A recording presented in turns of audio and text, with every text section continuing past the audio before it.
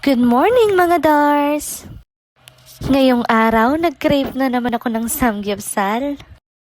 At may nakita na naman akong post sa Facebook, kaya mapuntahan ngayon. Sa may Tangle, Mexico nga pala ito. Kapag dumadaan ako dito, para na rin akong nagtatravel ng malayo. Ang ganda kasi pagmasdan ng bundok ng Arayat dito. Natutuwa talaga akong pagmasdan ito. Ayan siya mga Darso. Buti na lang malapit lang to dito. At ayan, dumaan kami sa may bandang Pandakaki, Mexico. Mukhang malapit na rin tayo mga Dars. Ayan siya mga Dars sa may bandang kanan. Ito nga pala ang unlimited samgyupsal at ningnangan barbecue and steak.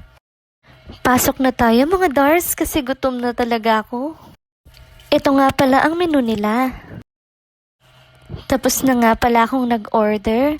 At saka, ito nakikita mo na binabarbecue talaga nila. Andito nga din pala yung mga side dish nila. Ilang sandali lang, andyan na rin si kuya na nagsaserve sa amin. At naglalaway na naman ako ngayon. Parang gusto ko na naman ng samgyupsal. Ang sarap kasi talaga nito. Masarap din naman yung mga side dishes nila. Tapos may cheese na rin palang kasama to, tsaka corn. Meron silang kimchi, japchae, chicken, banana syrup. Ano pa kasi yung isa?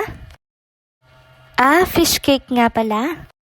At meron pa palang steak. O siya mga Dars, gutom na ako. Kakain muna ako. Bye-bye!